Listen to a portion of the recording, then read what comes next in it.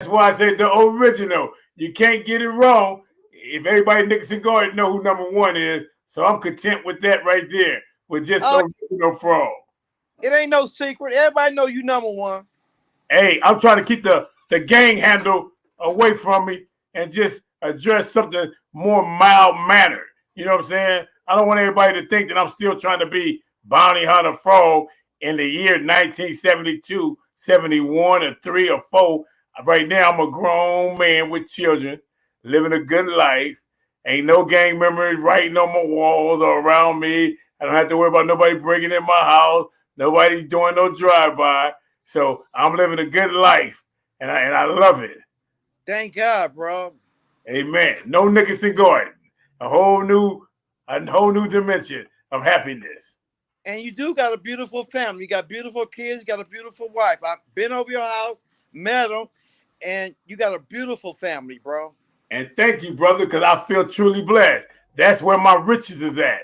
I realize that chasing money is really is far fetched from having a family, brother. Your riches and your family, amen. That's where it really counts, brother. Instead of, I think sometimes we get into this mentality of chasing money and forgetting about our family. We need to spend family time with your family members because you don't never know when you're gonna pass away, my brother. I agree with you 100%, bro. Now let's get to the meat and potatoes of your book right here. And his book is called Too Pretty Kenny, From the Original Crips of Compton to Beyond. And this is Too Pretty Kenny right here. That's his book right there. And it's been out for how long now, Too Pretty Kenny? About 2 years and a half. About how's it doing on the market?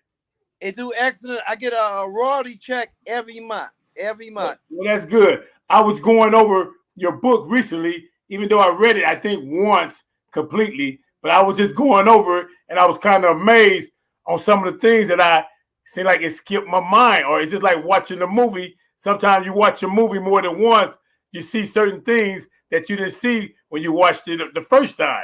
So when I was going through your books, it was my brain was like, oh man, I didn't know I read this. Oh my God, did I read this too? How did I miss this? So therefore, I did not absorb all the information when I read it the first time. So maybe I should go through it again. But I want to touch on the subject of your originality. What inspired you to become a Crip? And I want to just go to your book and page, what would that be? That would be page 10 in your book. And I want to elaborate on your book, on your originality. I could just give you a brief little history about you myself, how we come about meeting, as far as not meeting face to face, but we had a battle. Well, I don't even think it was a battle. I was just Xing you out, man. In 1973, hey, you had one of the best handwriting that I ever seen on a bus, as far as a black man doing it. Because essays had it hooked up, boy. But when I seen yours, I was like, oh my God, this guy know what he must be an artist or something. Matter of fact, one day you got to write your name down the way you were doing it in that block kind of writing. I liked it that, and let me see that again. I was 15, man, at the time. So you had to be 17 in 73. Yeah, like 70, 72, I was like 15, 73, 16. Yeah, you correct. Okay, I knew I was 15. Yes, then. Hey, but let me get to the meat and potatoes on your originality. And this is what it says about your originality. Page 10, it says, the Crips were getting a lot of headline, especially about the Robert Ballou murder over the leather coat at the Hollywood Palladium. That was a big news in LA, and it helped put the Crips on the map. The Crips went to Little Country's funeral and turned over his casket during the service. Little Country was from the West Side Brims. The Crips were getting a lot of attention at that time because they were building such a violent reputation. I want to stop right there and ask you this question. At the time that incident happened at with the brother Robert, the one that got stumped out and took his leather coat, where was you located at? Oh, at that time I was up in Compton when it all jumped off, right? So that was like at that period of time, that was big news. That really put the Crips on the map, you know, and they knew that we was a factor, you know. Well, I can tell you this for sure, brother. Hey, when I was in juvenile hall and I heard about it, they sure act like that. Like they, hey, it was one for the whole team, man. You know, I was in East Lake during that time and Central Juvenile Hall, and the Crips really had a party for that one. But we was all youngsters, man, 14, 15, 16, 17. So I can understand being that we had young minds. We was kind of acting like, you know, heroic. You know, everything's is heroic, even when people have a tendency of thinking that, hey, it should be heroic. In other words, what I'm trying to say is this: we need we need to know the different what is hero things that we can do instead of things that we think that are hero things that are negative. Like hero things that I consider as today as a person going finish high school, going to college, getting a degree in law or getting a degree in medicine instead of thinking a hero thing would be to get in the car and do a drive-by on retaliation for your homeboys. I think we need to have a more positive outlook on things that is reality with functioning in society. Functioning in society, my brother, is about getting degrees, brother. Having you know, things of that nature. But anyway, I want to ask you this question again, my brother.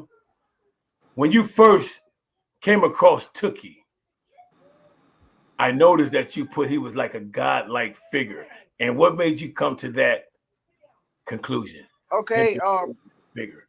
that summer when the Watts Festival was jumping off, all over the city, everybody was saying Tookie gonna be at the Watts Festival and he gonna hold it down. So we wasn't cripping at that time. But in my mind, me and my little crew, I said, I want to see who this Tookie. All I hear is Tookie this, Tookie that. So we fell up to the Real Rogers Park, right? About 15 of us, right? We coming out of Compton. And in our mind, this is how we really thought. Let them Crips run up on us. We'll fuck them up. You know, we coming out of Compton because in our mind, Crips can't fuck with us. It's Compton, right? You know what I mean? And let them try to run up on us. That's what I thinking. So we get to the park. I get to the edge of the park. Blew my mind. It was thousands and thousands of them, right? And I didn't know they gonna be that big. I'm thinking of Chris about 8 to 9, 10, 12 dudes deep. I never seen that sight is still in my back of my mind. What I seen, it was so many. I was like, oh, I remember seeing in my mind, oh my God, nobody ain't gonna be able to stop this army, right? So as we get into the park, everybody found the dude. I figured who was Tookie was. He had some overalls on, one thing hanging down. And to see that many people behind this dude, I say, oh my God, this dude got power to control all these guys. So in my mind, I knew. One thing I left out. So when we get to the park, they surround us. Tookie and them, right? So I'm with some bad dudes. I ain't the baddest, but I'm with some bad dudes that I don't think nobody want to run up on these cats, right? So when Tookie surrounded us, Tookie said, he asked where we from. We say Compton. Then he said, you guys gonna crip or die right now. In my mind, I was saying the dudes.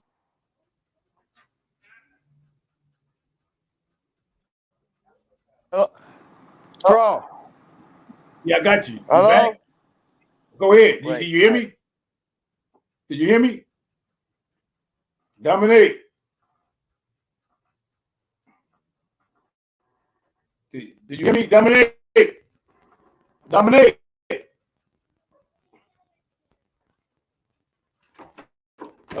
Come and fix it. Something is quiet. It don't went quiet on me. I can't hear him. Could you fix it? Just come around and fix it. It's silent. It's silent.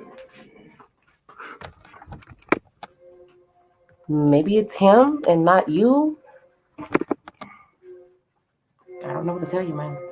Whatever. I can't hear you. You went out. Still can't hear you.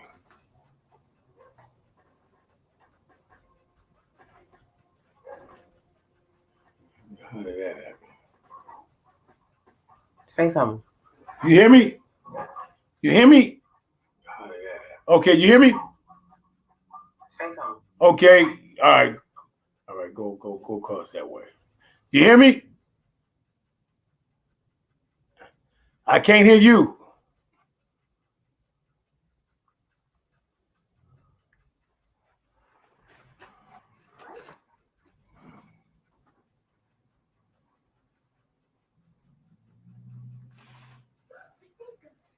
Nothing.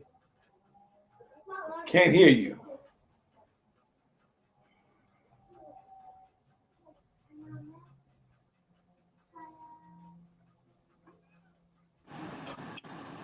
You hear me?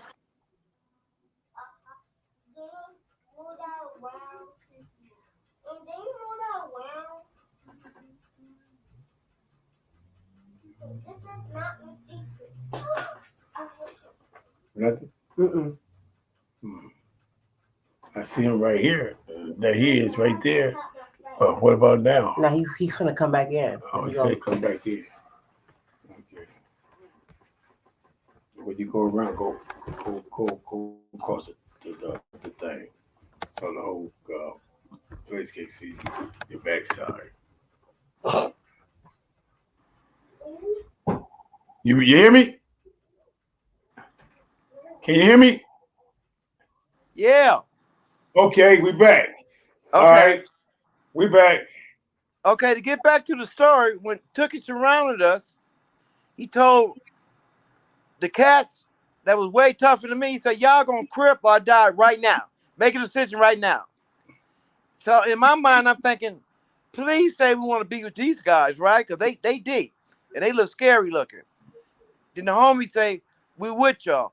So he said, you go back to Compton and y'all get y'all crip on. So I knew I'm gonna go back to Compton, get my crip on, right? So I get my homies, was telling them about what I seen at the park with the Crips. I said, we need to start our own thing because the front hood was always established. At that time, they was calling themselves the Front Brothers. They wasn't Crips or Bloods. And we was Crips before the front hood.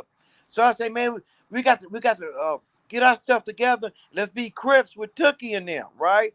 So we get in my mama's garage, and that's where the Corner Poccet Crips started. In my mama's garage in 1972. So I told everybody, write your name on the wall in the garage, and to this day, it's still there. That the guys that was there when we started the Corner Poccet Crips. In my book, the book you got in your hand, I did a roll call and named everybody that was original Corner Poccet Crips, not Pocket Hood. That's the next generation. But I got all them guys. You can go in my book.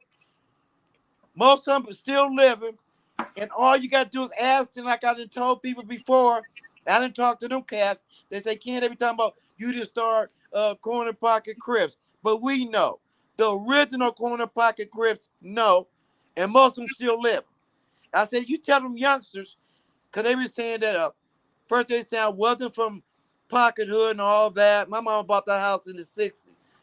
I said the younger generation don't know me. Pocket Hood, they changed it in the 80s to Pocket Hood. I went to the service to get away from the gang to change my life in 1976. 78, I got out. I didn't want to be around that. So while they were serving, making money on North Street and Corner Pocket area, I didn't go around those young cats. So they didn't know me. They didn't see me. So when I got out of the service, I went to college. And then from college, I started, in my book, I started being a meter reader. You know what I mean? So that's why the Pocket Hood cats didn't know me. I got married when I got out the service. So I didn't have no need to be going hanging on North Street while they selling drugs, shootouts, and all that. So no cats are the main ones say, oh, we never seen him. Oh, he didn't start Corner Poccet Crips. If I was 15, 16, y'all was in elementary. At that time, Frog, you my witness of being a bounty hunter. We didn't let anybody get in the game. You couldn't be in no elementary calling yourself a Crip in the early 70s. It wasn't happening. And we didn't let anybody get in the corner pocket. They didn't have no hands. Like the poop butt niggas who want to join, get your faggot ass out of here before I slap you. Because we want bad dudes. Like when we go to the parties, the stuff break out, we throw it down. And that's what we did. We terrorized. We was the terrorists of the 70s. I want to ask you a question, brother. You seem like you're the only one, especially to have a book out, that when you speak about the Crips and their activities, you're the only one that call them terrorists. We No was one call them terrorists but you. So and that's what I thought that they were, terrorists, because they terrorized the community. But I've been hearing different stories about them being revolutionaries, protectors of the community. But AC said the same thing, that they were just robbing people, taking leather coats. But I'm trying to figure out why people be saying that they were protectors of the neighborhood when they were offenders of people. Yeah, at that time we all young. You know, Tookie and Raymond Washington, they're only a couple years older than me. So at that time, the Black Panthers went down. We got nothing to do. We got no guidance but to act a fool. So in my mind, I'm thinking I'm finna Crip hard. I'm finna bomb on every nigga. I'm finna go to the party, fire up niggas, take their leather coats, because I was thinking the police finna end this. So let me get as much fun as I can, firing up people, because I had bad dudes with me, and so I could do anything I want. You know what I mean? And get away with it because I go to the party, I didn't mention before, I could start something, say, hey, cuz, you bumped me, and you didn't say you were sorry. Even though the guy didn't bump me, that's to get it started, because we're going to give it to girls first. Then somebody finna get fucked up. We fucked up the whole scene in the 70s, because back in the days, anybody know around my age, it was parties everywhere. Compton, Linwood, everywhere. We, as Crips, fucked it all up. And what I admire about the different neighborhoods that defined us, they wasn't Bloods, but they was bold enough to go against us, and I couldn't understand that. You see how bad we are, and you guys, I give them credit for standing up against us, because I couldn't figure out these people must be from Mars. We the Crips, you know what I mean? We could do anything we want, and I thought I used to get on the bus and have my crew, and I said, "This Compton Crip, in my mind, you better be scared." And I couldn't understand somebody would stand up and say, why are you doing this? Why are we doing this? Because we can. True story. Well, I can tell you one thing, my brother. When it comes to being the underdog, it seems like uh, everybody counts you out from the beginning, and confidence in yourself, brother, is regardless of what the world may think, what society may think. I can remember when the police officers, used to tell us we can't go to the Watch Festival because there's too many Crips up there. And psychologically, that made us even want to go even more, because now we really have to prove something to ourselves that we can stand against the odds. So it's a psychological thing, brother, of stupidity and prideful and a whole lot of negative things, brother, that I can actually think of that I won't use right now. Well, I'm going to just tell you the real deal Holyfield. The real deal Holyfield. Foolishness. That's all it is, brother. Foolishness. We running towards foolishness instead of. Go ahead. Why we didn't have no teaching? Why would I want to do another black man some harm? Right? I was misguided in the streets, and the wrong people was telling me the wrong thing to do. And I thought, oh man, they said, did you knock anybody out? I said, oh shit, I got to knock somebody out. Why? Because this is what the Crips is doing or whatever. And I was led wrong. But thank God that by them shooting at me all the time, that I got out. I went to the service, not that I really want to live. Because I knew if I'd have stayed on the streets and all the wrong I was doing, I would have been dead. And that was the best move I ever made in my life. Thank God. God is good.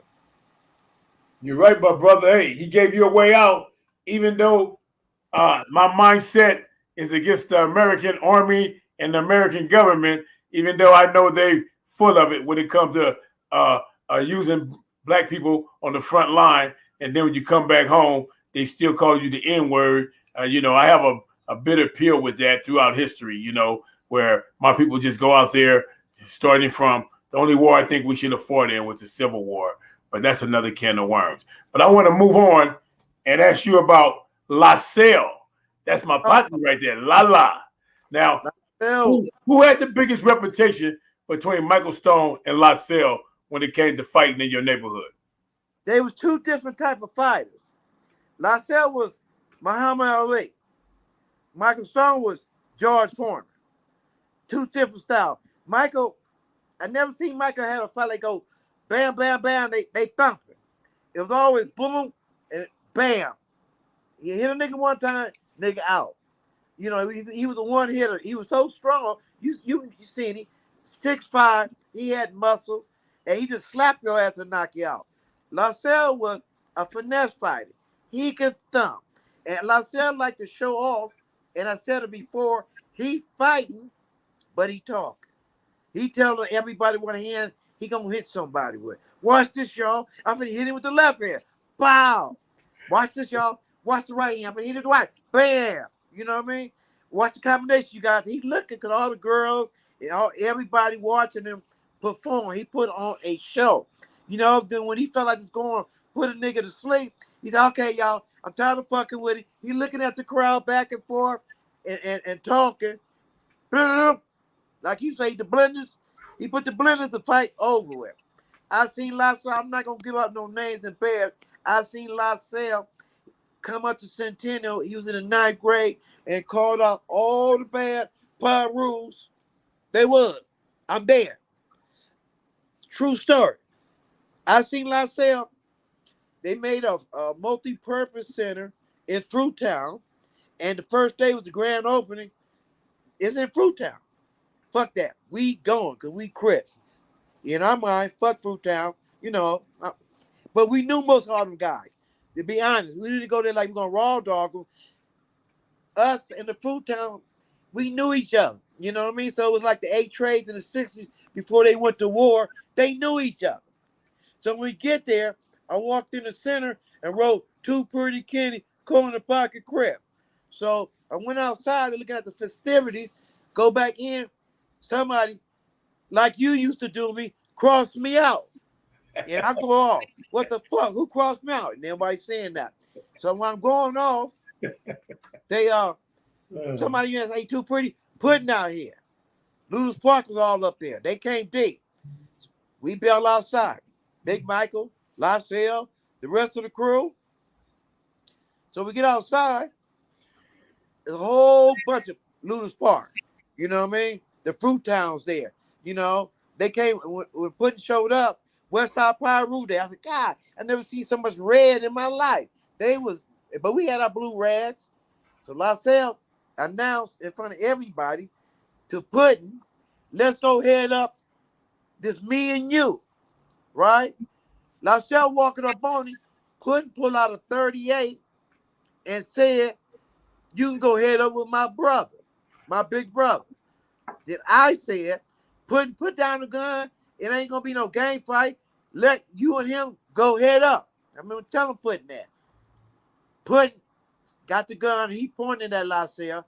Then I say, let's get out of here because he ain't gonna put the gun down, and we really outnumbered.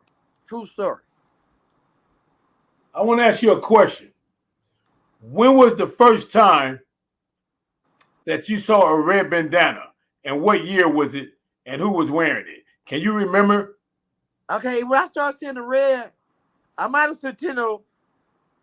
You know, I'm not going up to Centennial no more, right? Then the one was passed on Central. You know that church, not the church, the Golden Bird Chicken on Central. And El Segundo. And cats with red rags. And I said, damn, okay. That must be the Power Rose. I figured it out. It wasn't hard to figure out. You know what I mean? But I remember in 71, 72, I didn't see no red rags. They wasn't at Centennial in 72 with no red rags. I'm being honest. I didn't see none. What about 73? You know what, I'm old now. I'm 65 going on 66. I can't remember. Yes. So to be honest, I can't speak on it because I can't remember. That, you know, that was a long time ago. Okay, well, I have a picture of some West Side Power Rules that are my age category that I went to school with in 74. And they flamed up. They got rags everywhere. They got Roscoe's and everything. And one day I'm going to post that picture and let you see that in 74, you know what I'm saying, they had it going on. And there wasn't no bloods on the streets in 74. And I knew that these brothers right here had it going on in 74 and 75 on the streets. The ones who I was going to Centennial with, Yellow Ice and his crew. But that's another story. I'm going to post the picture. I might even post it on this if I can. LaSalle fucked him up. Hey, I never heard of that one. Let me think. Hold up. I done heard who LaSalle put hands on. Now, if LaSalle did anything to Yellow Ice, it would make him kind of like a bully, man, because Yellow Ice is younger than me. Now, the guy who LaSalle did have a fight with for my investigation, you know what I'm saying? Hey, his name is Ice also, but it's not Yellow Ice. It's not Yellow Ice, but his name is also Ice. Okay. I know this personally.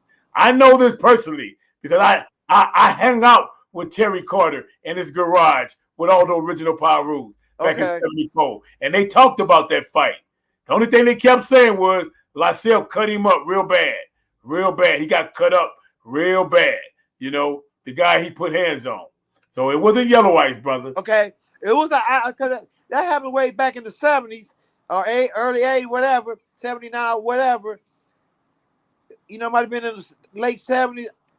I heard about it, but I wasn't there. No, it wasn't Yellow Ice, but his name was Ice also, though. Okay. He's much older than Yellow Ice. Yellow Ice is 1 year younger than me. This other Ice that you're talking about, he's like 3 years or 2 years older than me. Oh, okay. I knew it was an Ice. Yeah, but he hung on Power Rule Street too. Now I'm going to ask you this question. Okay. The title of this right here is called The Real Crips.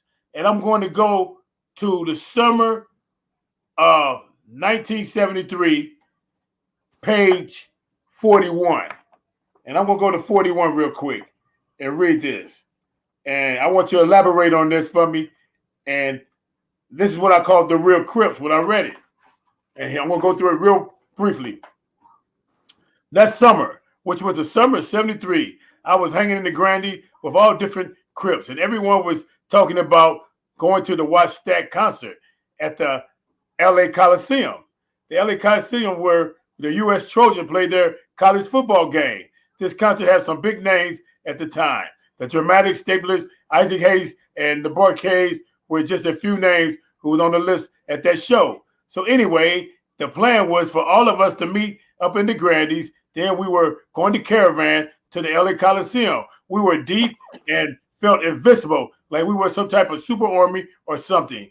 We were feeling superior and hoping to run into some enemies at the concert because we were ready to take on all comers and anyone who wanted some.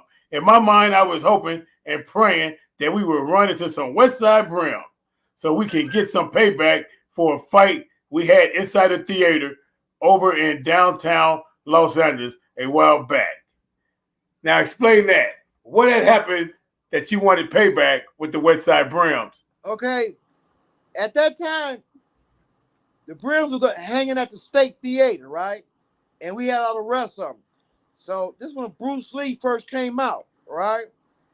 So we had to stay different Crips, Hoovers. They didn't have rolling 60s and 8 trays back then. You know, it was the Crips that was of that time. So we hollering out Crip and all this. So the next thing I know, true story, the Brim, that's their theater, they come marching in and they were throwing up their side west, they were yelling West Side Brim. So in my mind, I'm thinking, these niggas ain't crazy enough to be hollering out West Side Brim. All the Crips, we in the balcony up high, and I'm looking. I said, no, these niggas can't be no Brim. Who crazy enough to come in the theater and we there? So they came in, got in front of the screen, and made it like a horseshoe, right? So they said, you Crips, come on down, right? They called us out. And so that's up our alley. We go down, and then they had dudes who was outside the theater, and the fight broke out. So they outnumbered the Crips that was there at that time. And I'm honest, they got the best of us that day. I'm not gonna lie, like I'm super Crip, and we won all the battles, and we didn't took no L's. That day, the Brims got with us, keeping it 100. So that's why I said when we was going to the watch staff, I hope some Brims up there, we gonna get payback, you know. So while we there, we watching the concert. We sent scouts out, go look for some Brims in the Coliseum. They was on the other side, because at that time, in the 70s, the Brims were holding that area by the Coliseum, you know, at that period. I think it's Crips now, I don't know for sure. But in them days, that's the Brim, part of the Brims territory. The homies come back and say, hey, man, I know where the Brims at. They on the opposite side of us. We march. We deep, deep, deep. We trying to walk fast. I want to hurry up, get to the other side, because we're going to fuck some niggas up, right? You know, like the adrenaline was so high. We get to intermission. We get to the other side. We seen them, right? And it was all tacked. We start fucking up all the Brim. It was innocent people that had nothing to do with. They was getting knocked out, fired on, women getting fired on. We just mobbed it and just massacred them. True story. But what I didn't like, it was innocent people that wasn't gang banging or whatever. They was getting tossed up. 6, 7 niggas on one nigga. You know, somebody getting knocked out over here. Somebody over there getting stomped out. You know, but the Brims that day got their ass whooped. Watch that. True story. Hey, you know what? That's one thing that I have noticed about the Brims. It seemed like they was kind of like controlling downtown Los Angeles, you know? Yo, at that time, check this out. We used to get there on Sunday, right? So we control from 6th Street to 7th Street. So you was a Crip back then, West Side, Hoover, and they had West Side, Hoover, East Side. That's our street. So say, Frog, you walking with your girl and you walk through our line, oh, we feeling on your girl and hope you say something because you finna get tossed. Or you walk through our line and you had a leather coat on, cuz give up that coat. Ain't no, we ain't gonna keep asking. We finna take the leather coat. So that's how we, from 6th Street to 7th Street, everybody walking, we taking a chain before we get to the theater. Then we would get inside the theater, say, you go buy popcorn and hot dog, you know, we take, hey, cuz, let me get a bite of that hot dog. Soon as he give me the hot dog, that's mine. Or cuz, let me get some of that popcorn.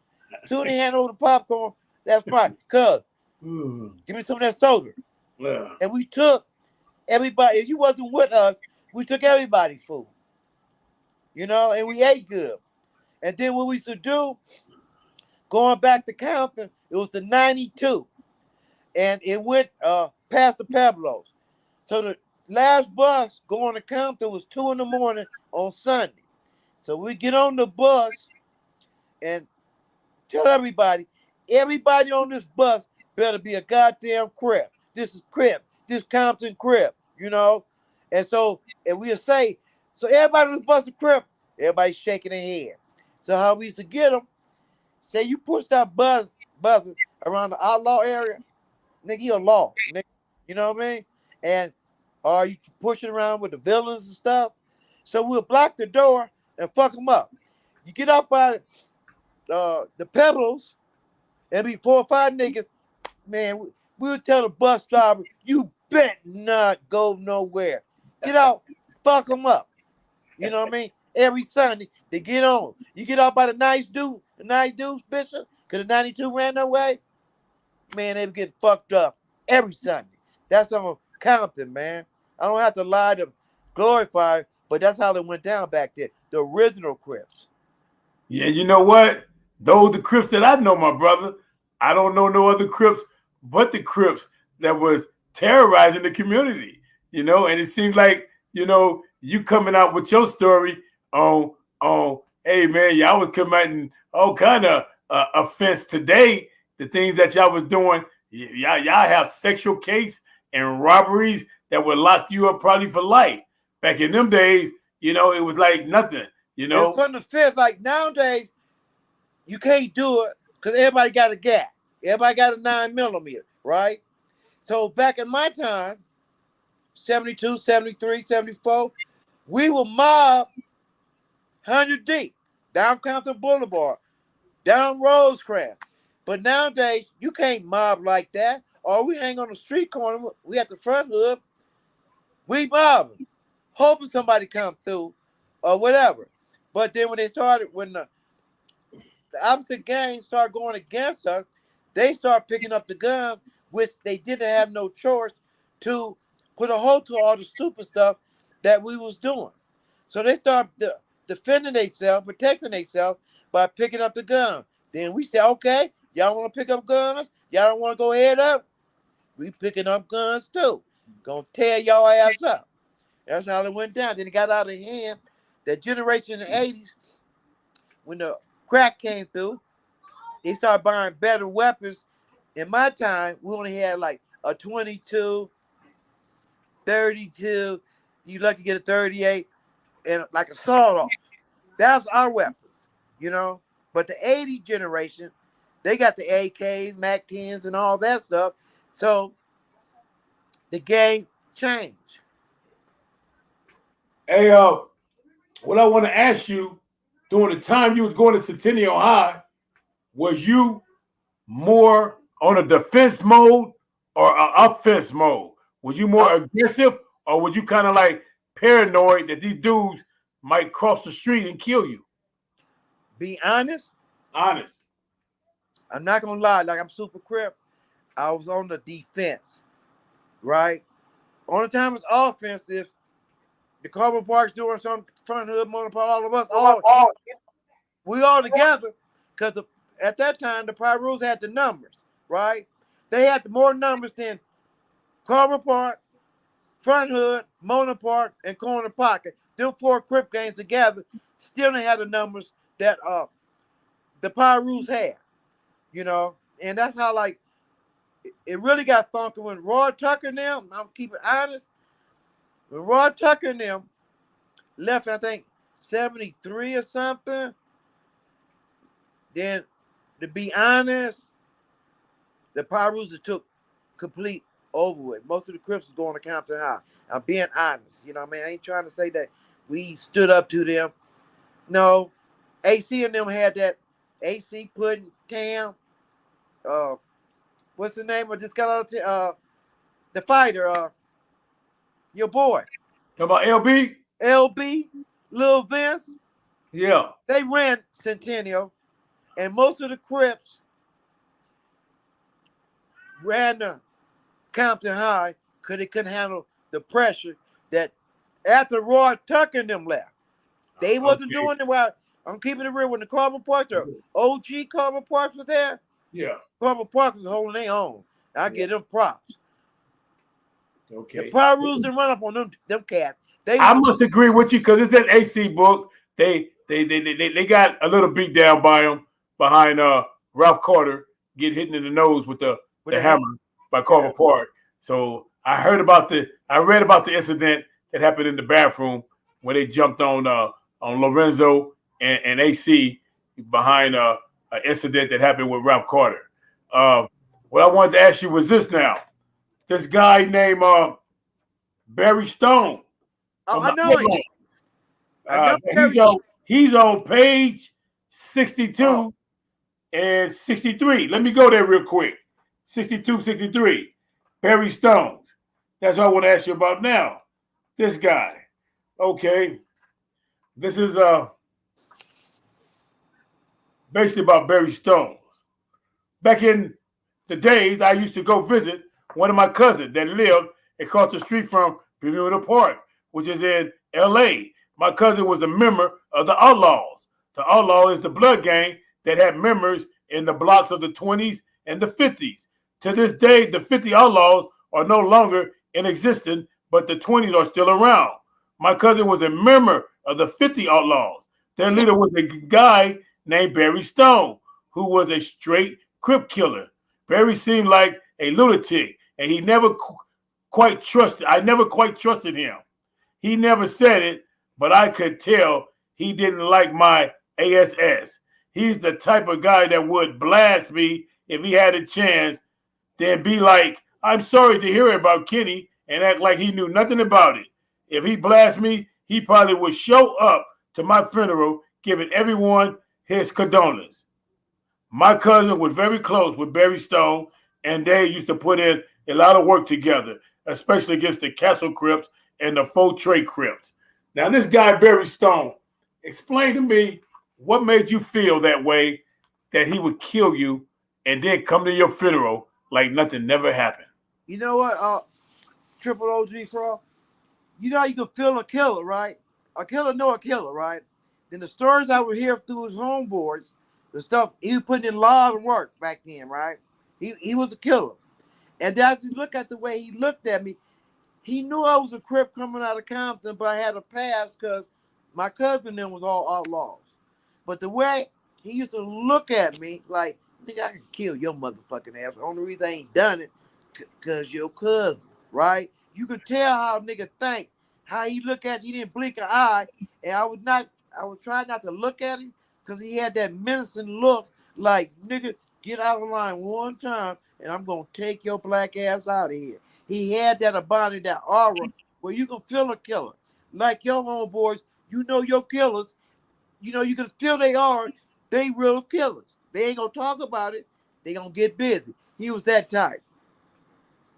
A real You know, at the time I was crossing your name out in 73, I used to catch the Central bus. And I used to go down Central, and I used to always see one guy named in the Outlaw hood. And they called him Sir Danny from Outlaws. I never met him, but I used to always see his hookup on Central. Do you know him? No, but I don't want to cut you off. You owe me money because the markers I was using back then, they was some good markers. And I would see my name crossed out. I said, oh, if I find out who crossed me out, I'm gonna fuck them up. Right? There's some good writing, and somebody gonna cross me out. Find out later it was your ass. You owe me some money. I didn't buy the little cheap markers, and I spent some money on my. I took pride in my writing and marking up Compton and LA and all that. And I used to say, "Ooh, let me find out who crosses me out," and find out it was your ass. You know what, my brother? Hey, I was addicted to that. I had a character of addiction, man. I would have been a cold tagger, man, if I wouldn't have been a gang member, because I had an addiction to that, man. And I don't know what to say, brother. I think I was just doing the right thing at that time.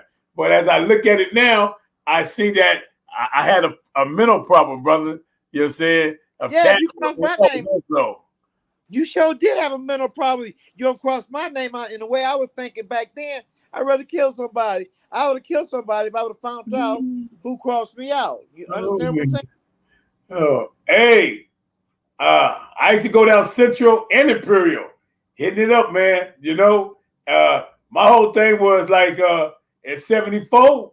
Oh, man, 74, 75. I was on one with the spray paint, man, on Central and Imperial. But Oh, yeah. I want to ask you another question though, pertaining to Mellow pertaining. Mel, you see your name on the wall. Professor Mellow Mel, he used to see your name. The professor. Hey, I can remember this incident where Big Took was at the police station one time, and I came in to get booked, but I didn't know he was behind me. And my homeboy Joe Barker was in the cage, jumping up and down, trying to get my attention. And I was wondering why he was jumping up and down, but he was pointing at Took all the time, and I didn't know Took was right behind me. So when I looked behind me to see what he was pointing at, man, Took looked like a big old man. He was Yeah. man, he was big than all outdoors. Man, he like a big old buffalo with a long cross earring all the way to his chest, and he was on swole. That was the first time I saw Took, brother. I was so in love with 73. Yeah, I was so in love with Tookie. I mentioned it before. If Tookie would have told me I was so infatuated by him, just to stand next to him, his aura. If Tookie would have said, "Too pretty, go downtown LA to the tall skyscraper and jump off." Know what I would have told Tookie? Tookie, I'll do something better. I'm going to go down there. I'm going to jump off butt naked backwards. That's how in love I was. Infatuated. But you know what? About that, this always went through my mind. I wonder the type of power that he had. I wonder why he didn't have the mentality to get money. Manipulation, he would have been a rich brother, man, if he would have sent them guys on some money mission, man, instead of terrorizing people. Y'all would have been out to get that cash, even smash and grab, or even a bank robbery. And the thing about that is, there's so many of y'all. How can you get caught? That's the whole thing about it. Right. But I was hurt when they executed Tookie, right? It really hurt me because I got a chance to stand next to him. I got the chance to hear him talk, right? And what really made me proud, I'm up in the Grandies, and then he was asking me about going up to Centennial. And I'm trying to showboat. I say, Took, this is what I do. You know what I mean? He said, man, you be doing your little drive-by? I say, I'm lying. Took, I try to kill as many niggas as I can. And the smile on his face, I'll take that to my grave. That's the greatest compliment to me at that time for Tookie to smile that I lied and say I try to kill as many niggas as I can. Now I want to ask you this question. Going to the Nickerson Garden to get you some PCP. And what year was that in? Like I said, I'm old, in the 70s. Okay, I would say 79, 78. Yeah. Okay. And so now I'm trying to figure out of all places, why the projects that you knew the possibility of losing your life is very possible. Okay, I'm on Santa Fe and Pine, hanging at that little plaza right by the big red house. So one of them, Oak Park, they were Oak Park at that time before they got to Santana. He came, he said he had some bomb shit. And he won't get me high. You know, niggas always trying to suck up to you. He said, too pretty, man, there's some bomb shit. I said, let me hit it, cuz. I hit it, and it was some bomb shit. Right? I said, damn. I said, where you get this shit? He said, the Nixon Garden. I have some money on me. I said, come on, let's go. So I had a blue Pendleton on, and he said, I can't take the Pendleton. Man, fuck them bounty hunters. I ain't taking shit off, right? I had All-Stars on, some khakis. We go over there. I'm loaded. I get out the car. You know your liquor store? What street is that? 112. That's 112? 112 is Central. Okay, that first parking lot. Was that your spot? Where's that? 112th and Central or Imperial Central? 112th and Central. By the school? Liquor store. By the school. Yeah, they're going on down the street. They out there getting busy. So I get out the car. I'm loaded on that PCP. I say, cuz, I yelled it out. Who got them ounces? I'm going to get an ounce, right? So it was a dude by me. He looked at me all straight and looked at me up and down. He said, I got it. I said, cuz, yeah, I want to get an ounce. He said, okay. So the dice game going on. Whole bunch of niggas, they was shooting dice. He went up to the dice game, bent over. Everybody raised up. You know what I mean? So everybody looking at me. I'm in the middle of the street. So they start flagging they were flagging other cats, you know. And then the other cats was coming, and then they doing they whisper. I can't hear nothing what they saying. So I'm figuring they trying to find out. I said, I want that bomb shit. I don't want no doo-doo. I want the bomb shit. I'm gonna go back to Compton and make me some money, right? So next I know, dude say, come here. So I walk it, and my friend was with me. He say, no, tell him what's in the car. You just come.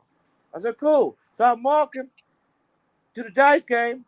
So he said, man, go around the building because it's real hot, you know, it'll make the transaction. I said, cool. I ain't thinking nothing my dumb ass. So when I'm walking around the building, everybody in the dice game, the whole crowd following me. I turn around and say, damn, why I take all these niggas to sell me out? So when they get me where they want, dude say, get right in my face. He say, Bud, what you want? And I'm down on me. He got real like he about to kiss me. He say, Blood, what you want? I step back. I want an out. And when I step back, somebody tried to blindside me. But when the dude tried to blindside me, he missed. He missed my jaw. So when I turned around, I say, cuz. And when I say, hey, cuz, I'm going to tell him, y'all going to be swinging on me. And boom, boom, boom, boom, boom. Every time they hit me, I was going in the direction that whoever shot me. But I was so strong, you know that PCP make you strong. And I remember while they was getting the beat down, they beat my ass.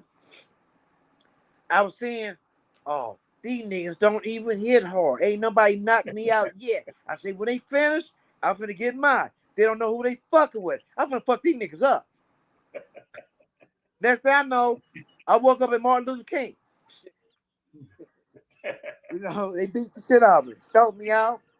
I look like the Elephant Man. Well, You just know, for the record, brother, huh? in '79, I was in prison. You know, hey, I never even seen that happen before. Where hey, you was blessed, brother, because a lot of guys that came through there like that, they didn't make it up out of there alive. And I'm Bro, telling you the truth. You're the very blessed brother. thank you. I be looking at you. I said, I look at that cat that tried to bomb on me. I said, I think that's him. Talking about you. Hey, you know, I noticed one thing. When people do rack pack a person, they start hitting each other, brother. That right there to me is like a no-no. A rat pack where we be swinging on each other. No, no, no, no, no. I can't do that. Yeah, well, but the only thing that really saved my life, to be honest, that I was on PCP. You know, PCP make you 10 times stronger. And while they was hitting me, getting some good licks in, I'm taking it like a man. The dude that was with me say, Cam, man, you took some hits. Man, they was on your head and you was taking it, right? But the homies wanted to get him for not helping, but he couldn't do nothing. And I told everybody, don't touch him because he would have had the same thing done to him, right? But the neighborhood still touched him up. I didn't like that. I said, I caused that on myself. I went over to say, cuz, who got the ounces? So I was disrespectful. Then when the dude swung on me, I still say, cuz, what, you know? So did the Corner Pocket ever have a leader? Can you hear me? Yes. I'm asking you a question. Right. Did Corner Pocket Right. ever had a leader? You can't hear me? You hear me? Can you hear me now? Yes. You I hear hear me? you. Yes. Say something then. Shaking your head like you retarded. Yeah, I can hear you, man. I can't hear you. You can't hear me. Wait.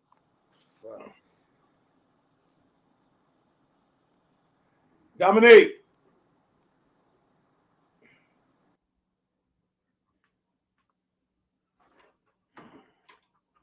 Well, Too Pretty Kitty is trying to come back in. Right now, we're having technical difficulties, and hopefully, he'll be back any minute. Well, I believe I have to entertain you with a story that I would like to tell about my homeboy, Tavi Clark, the fastest hands in Watts. Tyrone Tate also said that his hands were the fastest that he ever been struck by. And I want to let you know that Tavi Clark was a Golden Glove. He did have pretty good hands, but at the same time, he was a lightweight. And I can remember he told me a story about him and Charlie Percy, the one that I called Debo. Yeah, he even got me before when I was out there selling PCP. Charlie Percy grabbed my bottle and broke my bottle of PCP right in my face. And I couldn't do nothing because I already know I didn't have no win unless I went and got my pistol. So that's what I was thinking about, going to get my pistol and pop him a couple of times. But somebody beat me to it anyway in the long runs. But anyway, let me tell you about Charlie Percy. He's a big guy, stocky. Even AC kind of figured that he had the edge over Ray Boyce. But Ray Boyce was too athletic for him. And we come to the conclusion that Ray was so athletic that not Tavi, but Charlie Percy probably couldn't even touch him. He was so athletic. Well, anyway, Tavi let me know that one day him and Charlie Percy was in a dice game. And he was winning. And Charlie Percy put down some more money, and Tavi had some money down. And I think it was a big pocket, a big pot that was on the ground. And as the dice was getting rolled, I don't know if Tavi hit a lick or what, but he said Charlie Percy took everything off the ground, took the whole pot of money, around about like $400-500 from him. And he said that he couldn't do nothing. He felt helpless because Tavi felt that Charlie Percy had him by size. And I believe Charlie Percy would have put hands on him because he hit him too hard. So what did Tavi go do? He told me this personally. He went to go get Rhea, a.k.a. Ray Boyce. And when he told Ray Boyce what had happened, Ray Boyce and him went to the place to find Charlie Percy, and Charlie Percy had a standoff with Ray Boyce. And like I said, I don't care how hungry a lion is, when he see a rhinoceros, he know better to mess with a rhinoceros. And Ray Boyce was that rhinoceros. So the standoff was that, hey, leave my partner Tavi alone, or you want to deal with me. And that's a true story coming from Tavi Clark. Okay. Trying to get in contact with Too Pretty Kitty. Okay. Too Pretty Kitty, you got me? Yeah. Okay, we back. Okay, Michael. Thank you. Well, I was just giving them a story about Tavi dealing with a partner of mine named Charlie Percy, the one who you thought was real funny when he jacked me. And I was letting them know about how Ray Boyce pulled up on him, and he didn't want to do nothing with Ray Boyce. He kind of like had a standoff, the lion versus the rhinoceros, So what do you know about Tavi, my brother? As far as his hands, like Hancho would say. Tavi Clark was a super bad dude. That's why I asked you, could Tavi get Ray Boyce? When I was in the 7th grade at Goppers, and he was going a lot. You was hearing stories how bad he was. He was a bad dude. Because in them days, everybody went head up. And everybody at Gompers Junior High School knew Tavi could throw them things. True story. Well, he had the reputation at Lock High. I know that. All the rips, they talked about him very highly. Even Hancho talked about him very highly, about how he had them fast hands and that, he was very quick. And but he was just in a lightweight division. And you got to understand, sometimes when you lightweight, and you deal with a heavier person than you, You can't let them grab you, brother. You know, you got to have strength. And that when Ray Boyce come in there, he had strength. He was like a Mike Tyson. He would have dealt with Charlie Percy very well if anything would have transpired between Ray and Charlie Percy. Ray would have handled that. Did you know Ray Boyce also? You heard of me? Ray Boyce? Have you heard of Ray Boyce? I didn't hear about Ray Boyce till you came on the scene. Well, we're going to address the elephant in the room. And the elephant in the room is this, my brother. We're going to go to page 27, 28. And it's talking about Mac Thomas letting you know the Ray Boyce that he know compared to the Raymond Washington that he know. I'm finna put you on the hot seat. And you want to bear with me because it is what it is, my brother. You wrote it down. I didn't write it down. So I'm just going to read it real quick, and I want to see what you have to say about it. I used to hang with Mac Thomas and the Grandy, and we would talk a lot. We would discuss the Pirus and how much he hated them. He mentioned to me once that he was mad at Raymond Washington for associating with the Pirus back in the early days. He said Raymond was full of shit and that he would no longer F with him. Mac came out of Watts, and I would ask him questions about growing up in Watts. He would tell me stories about the Green Jackets. He would tell me that the Green Jackets were from Watts and they were around before the Crips even exist. Mac told me the Green Jackets were guys from the Nickerson Garden projects and the Jordan Down projects as well. He said that one time the Nickerson Garden and the Jordan Down projects were actually united. The Jordan Down later became Great Streaks and the Nickerson Garden became Bounty Hunter Bloods. I believe him, but I know that to this day,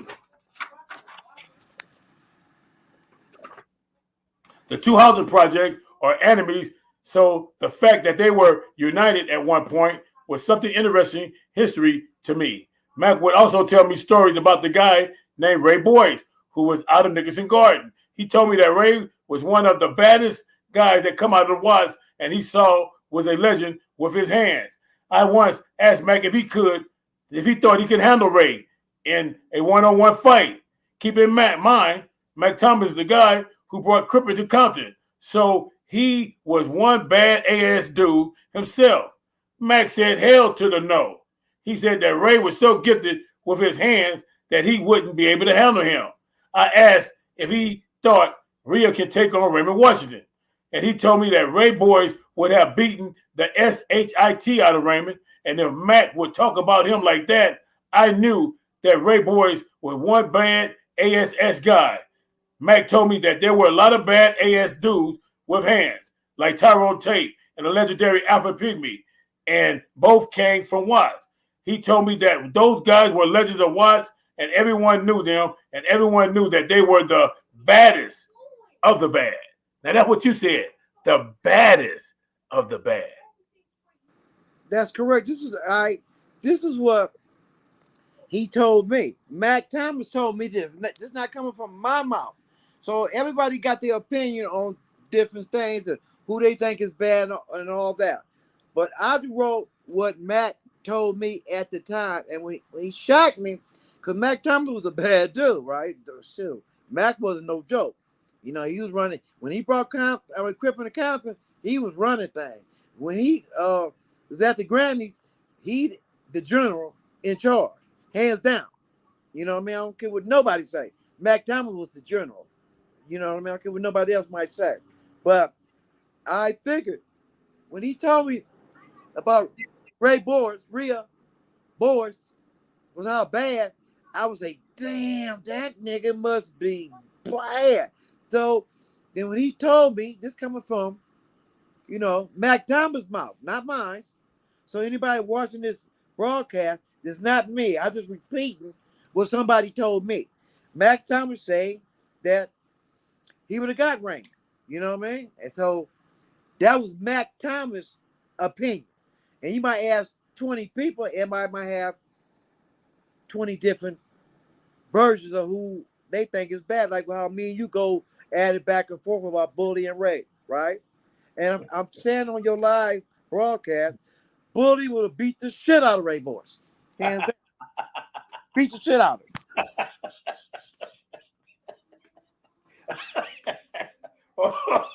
Hey, you know what?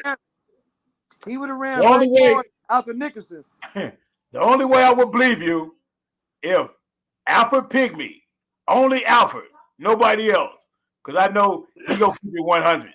Alfred is probably the most realest individual that I've seen on this platform for the simple fact because he told the whole world when they asked him what would he be if he was ever a gang member, and he said bounty hunters. And the reason why he said that because that's what they started off as, anti-Crip members.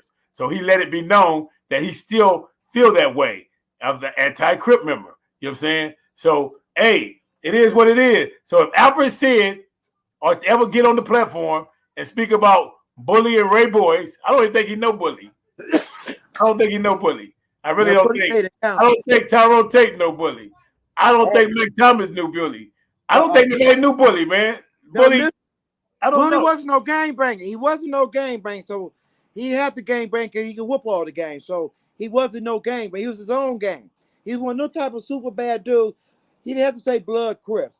Everybody knew if you grew up in Compton, we knew who was the baddest dude at that period of time. Like where you grew up, Ray Boyce, Pygmy and all them was the baddest dude where you was at. Like say where Houston them was from. Houston them could name 5 or 6 dudes from the Rolling 60s that was super bad. So every hood got them type of people who they all witnessed was super bad dude. To be honest, all of them was bad. And everybody had a debate of who was the baddest. You know what I mean? Because we just going by what we see, what you see, what Cute see, what AC seen, right? Remember AC used to talk about that dude Jefferson. So it depends. It really depends on where you grew up, and every neighborhood always had a super bad dude. Every neighborhood. Well, AC and James Miller had a toe-to-toe fight, in Juvenile Hall, and that's legendary, and they put on a nice show. And you would think by what AC was saying that James Miller was so big that he was on the losing end. He was the underdog. But at the same time, he had confidence enough to square off with James Miller. And I salute AC for that. AC, my boy, when you get a penalty to get too buff, right? Say like Tookie, your coordination don't got the quickness and stuff like that because you're too swole, right? So a guy, say, that got finesse, and Mellow Mel mentioned that could Tookie. Mellow Mel mentioned that on one of the things that a guy with finesse, because Tookie was all big. Now, if he hit you or grab you, the fight over. But if he wasn't a slick fighter that could stay away from him, like Muhammad Ali, you'll beat him to death. That knew how to stick and move. And that's Lala. Lala fights like that. Yeah, he fought like that. And hey, you can tell by people's style of fighting, you can compare him to professionals. And Lala had the blenders, just like Tyrone Tate had the blenders. Then you had knockout artists like Ray and James Miller and Tookie, all those knockout artists, the big guy. Check this out. So I grew up with Lascelles, Tookie, all them niggas. Bully smashed the shit out of Lascelles. On my mama. Lascelles was right. Bully and Tookie. Huh? Bully versus Tookie. Say that again? Bully versus Tookie. I say Bully was getting, because Bully had finesse, he had fast hands, and he was big too, right? Tookie was a knockout artist, slap you, knock you out. But as far as like finesse, because they wanted Bully to be a heavyweight fighter. He hit hard with both hands, and he can mix them up. So I would have to put my money, not saying Tookie wasn't no slouch or nothing, but I have to go with the finesse fighter, and he just a bit, he taller than Tookie, and he had the arm reach. So it was like Tookie trying to be like Joe Frazier trying to come in the Bully. and the bullet hit hard too. So that's my personal opinion, whether I'm right or wrong. But that's my personal opinion. Well, I would die with that opinion. Hey, you said you met Salty before, right? Yeah. And you said you was in jail with him before, right? That's how we met. Tell the story about how you met Salty. Man, so I'm acting a fool in the streets. So they take me to Compton substation, right? So I come in, the police did a Rodney King on me, so I'm all busted up. So I'm coming in there, I'm still talking shit because they, busting me all up. So Soft and them, they was all to sell all those together. They were saying, put cuz in here, put cuz in here. So they had sales with like 4 or 5 guys, few guys, but Soft and them was in there deep. It was like, I don't know why they put so many in there. So they were saying, put cuz up in here. So I said, I'm talking shit. I don't give a fuck what cell I go in. In my mind, I really didn't care because I can hold my own, in my mind. You know what I mean? So put me wherever y'all think y'all. So instead of putting me in the cell with a few guys, they threw me in there with Salty. Salty say, he want to go head up with me first. He said, cuz, I'm going to go head up with cuz first. He just stood his ground. So he want to go head up with me first. So when he walking up on me, so he said, cuz, what set you from? I said, Corner Poccet Crip. Then he say, he named a couple people. Then he say, you know Too Pretty Kenny? I say, nigga, that's me. And that's how we became friends. That I would see him in the Grannies, stuff like that, right? And we laughed about that, but yeah, he asked me, did I know Too Pretty Kenny? Because he mentioned a couple guys, Big Michael Stone and like that. So yeah, they're my niggas. Then he asked me, did I know Too Pretty Kenny? Nigga, that's me, cuz. So all along, y'all was standing right in front of each other, didn't even know it, right? Right. I heard his name, but I never met him, and that was my first time meeting him. He was a cool dude. I had that same experience meeting Putin. I was leaving Centennial, and I was walking with Little Vince's sister and dropped her off at Paru Street, and I kept walking down Pomalee, and I went to the bus stop on Central and Rosecrans, going towards the Nickerson Garden, Watts bound. And they pulled up on me. I didn't know who they were because I'm fresh in Compton. I only been around in Compton no more than about a month going to Centennial. So I didn't know all the original Parus. I knew Little Vince was in YA, but I didn't know nothing about Putin and all them being out, right? So when they surround me, the first thing I came to my mind was that Putin, just mention his name and everything gonna be all right. So when I mentioned the name Putin, they all started laughing at me because the first thing came out my mouth is, I know Putin Tang. And I'm talking to Putin Tang at the same time. And all the Parus started laughing at me. And I'm wondering why they laughing. But I didn't even know who Tab was. Tab was the one that say, this is Putin Tang right here. But being that I didn't run when they surround me, you know what I'm saying? I guess they respected that because I didn't run, man, and it could have been Crips, and I could have got whipped on. Yeah, what I liked about Tam, he was GQ. Lil Vince was GQ. AC Bobby Louie was G. I'm talking about dressing. Okay. Them, I give them props. I used to watch how they dressed way better than me. I used to dress thuggish, Coca Sacks, you know what I mean? Little AC Doozy, but they was wearing Godfathers, Stacey Adams, and I give them props. They dressed good. Another thing I'm gonna tell y'all that didn't know Puddin could shoot some hoop. The brother was good at basketball. He could have been on the varsity team. Watching him shoot one time, and he was just busting everybody up. I say, damn, this gangster right here. He had an outside shot. He can shoot, and I give Puddin that. He was good enough to be on the varsity team and probably start. The boy could shoot. I give Puddin that. It shocked me. I said, how a gangster could shoot this good? You know what I mean? Hey, we all have hidden talents, brother. Sometimes, it could take us farther than where we were at dealing with the gang, violence. If we just stick to basketball or just stick to swimming or stick to gymnastics or whatever you can achieve, brother, in them type of areas. And sports as sports athletes. And when we let this gang activity take over our life, it seemed like that our talent diminished. Yeah, like your boy, Pyru, Sugar Man. That's right. He went on to play professional football. And we You knew know he was about that, huh? on TV running the ball. I said, they got this Pyru dude in the pros. And he a game banger. Yeah, I might make a anonymous call to tell the announcers, get that game banger off the field. I met him personally. He lived it right off of Paru and Central, man. And I was bragging one day about how many shotguns the bounty hunters had, and he came out with a submachine gun. And I was like, oh my God, what did I got myself into?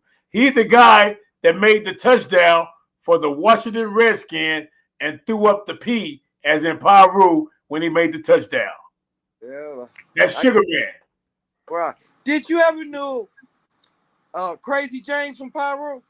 I never think I met him. I read about him in the book, though, about him putting work in with a bumper jack on some Corner Parks behind that leather coat.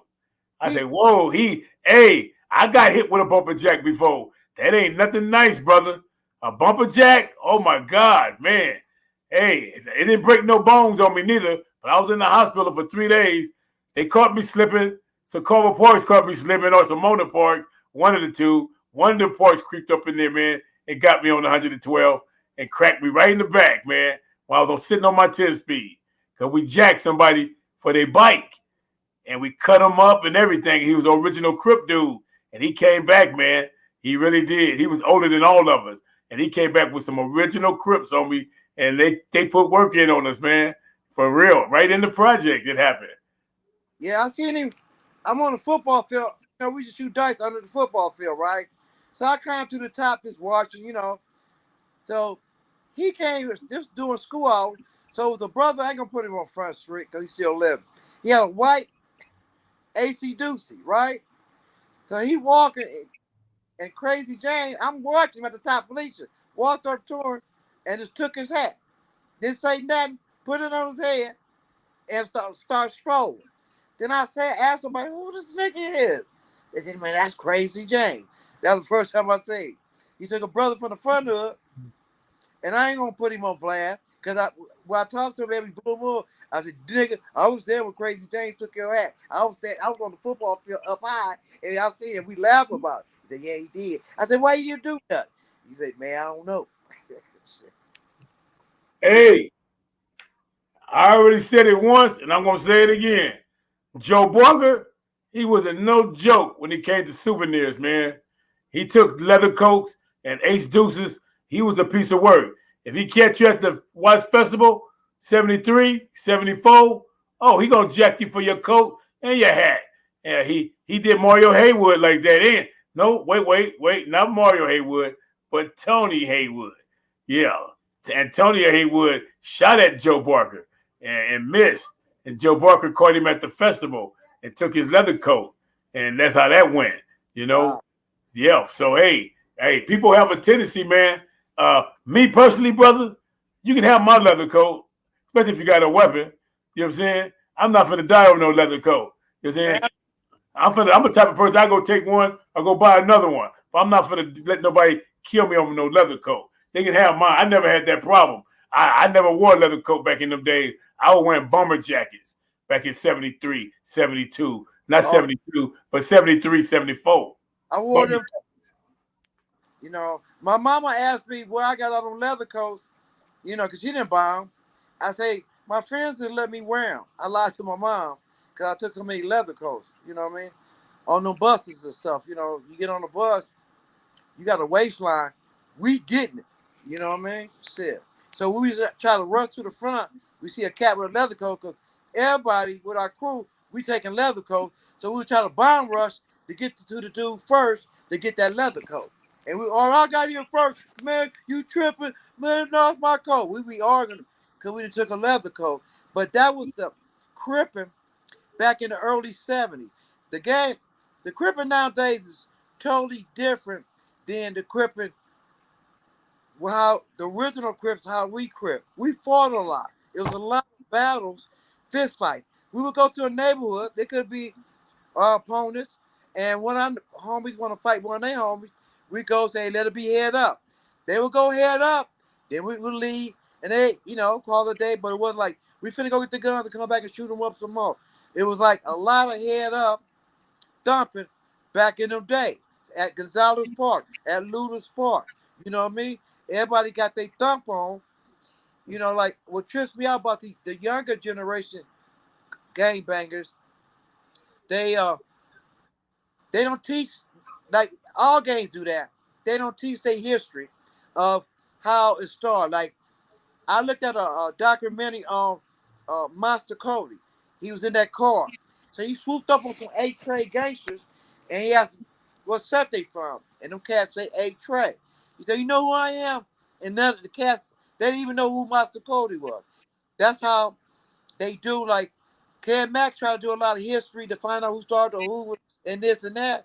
Nobody really know because in the gang bang world, we don't teach the history of our neighborhood or how our gang started. And that's how they got confused with me, the pocket hood niggas, say in a minute. But you niggas 45, 50. So if you 50 right now, I'm 15 years older than you. You wasn't even born to know if I'm telling the truth. And I done told people 1,000 times, nobody came forward but me. If a person really started the Corner Poccet Crip besides me, they came forward and said, no, that nigga lying, clout chaser, right? I got my homeboys to back me. Oh, they can't do it because I was the only one. Only thing, like the haters, like when you get a name, for people gonna hate on you. The jealousy, the notoriety you get. So I got a lot of my homeboys that is deep down jealous of me and has said stuff. Then when I have seen them, what's up, Triple OG, my nigga, woo woo. Me and Kev Mack was in Houston, Texas. A nigga was foul mouthing me. I called him, we hung. Nigga sucking up Kev Mack, my witness, but you doing all this who banging on me while I'm states away, but when we together, you kissing my ass. I was in a Compton a couple months ago. Told Mellow Mel that. I go to Corner Pocket. Everybody, and I just went with one dude. Everybody kissing my ass, shaking my hand like I'm a celebrity. Walk to the front. Everybody shake my hand and word got out to Pretty Kitty up here. Well, you know what I mean? So they be talking that shit. But then when you're in their face, they don't say nothing. They cowards to even say something like that. Because I'm a black man. I would never put you down for all behind your back that I'm going to say to you in your face. You know what I mean? And I don't even want to talk about that no more, but I trip off it because like Kev Mack and Mellow Mel, Stan the Man, them type of cats be telling me, don't even worry about it. And shout out to Kev Mack, Professor Melly Mel, Stan the Man. I love them brothers. And shout out for Kev Mack, helped all of us. A lot of us went to different platforms and wrote books, but Kev Mack is the godfather of this gang history. You know what I mean? He's the godfather. And that's true. Well, I will say this: out of all the originals that I have seen, he has that sold up. I have to salute him on the continents of the originals. I like originality. You know what I'm Right. saying? I can't take that from him. Some of the things that he say sometimes trip me out. But when it comes to getting the originals, day ones, he's number one with that with me in my book. He's the So godfather. So I can't nobody, take nothing from him. I give props when props is due. If there he's can't the nobody touch godfather. him You when got it to comes give to props. originality. Kev Mack is the godfather. When they do history, they going to mention Kev Mack in history, how he dug his homework, his research, and everybody across the United States want to know the stuff we know now through Kev Mack. I learned a lot watching Kev Mack videos that guys I used to hear their names, but I never seen them. And I said, oh, so that's what we're like Barefoot Pookie. I'm living in Compton. When I was hearing about Barefoot Pookie, that nigga was walking around barefooted, you know what I mean? Buddha, all them niggas. I was hearing them names. Number one, Ricky Size now, but I never knew too much about them. But you was hear they names. You know what I mean? And it was interesting to me because I learned so much about people that I heard about. I say, damn. So that's that brother. Oh, that's that brother. You know what I mean? So, I give props to him. Well, What he done. I can say one thing. I don't think, can't no one top that Craig Munson, brother. That's a jewel for his crown right there. He got the biggest diamond on that one. So Right. hey, I salute him on that also. Well, I never on seen Craig Craig. Munson. I never seen Munson in person, but that name always had rang a bell, right?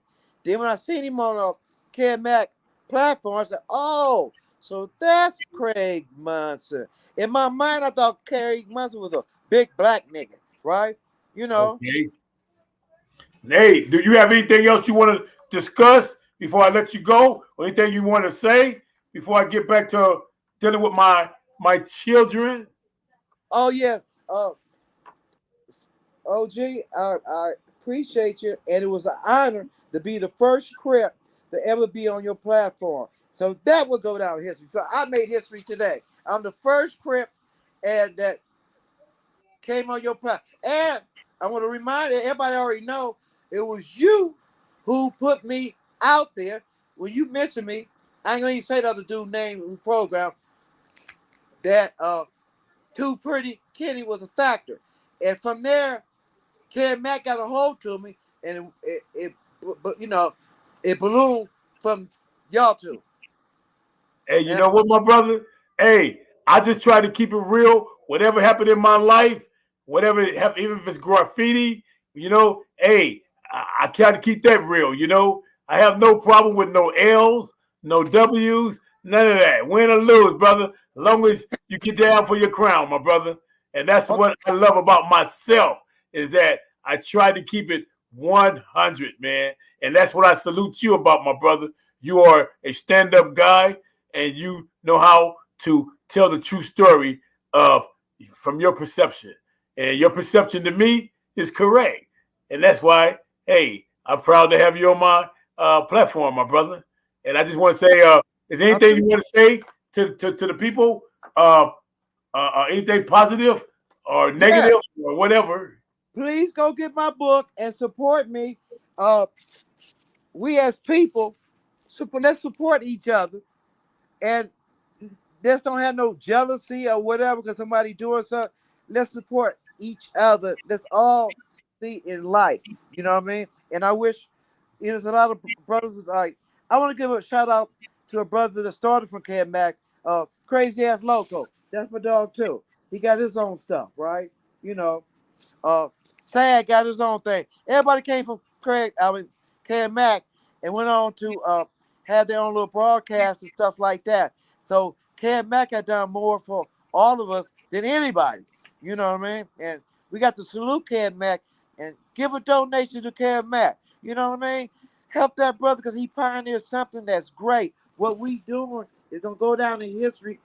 100 years from now, they're going to be looking at these same videos talking about Bonnie Hunter Frog, but Too Pretty Kenny and stuff like that, Professor Melly Mel, Cutes and all that. We're going to be dead and gone, but they going to talk about us because it's going to live forever. You know what I mean? So I love you guys. Everybody stay safe and buy my book. God bless you, my brother. Same I love here. you like a brother. Hey, just stay true to like you've been staying true. Don't let nobody change you.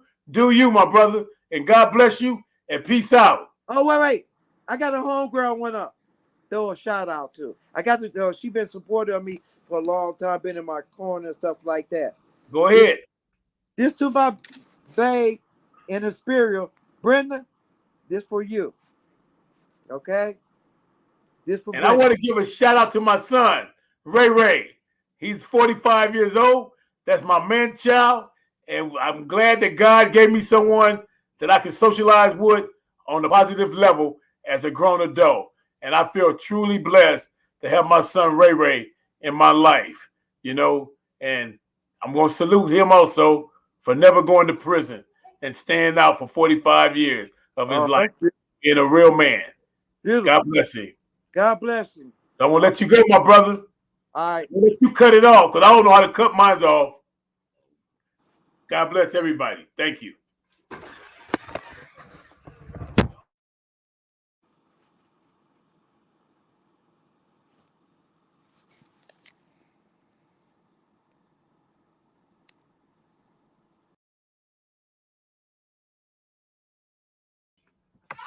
What was that, hour 30 minutes? Huh?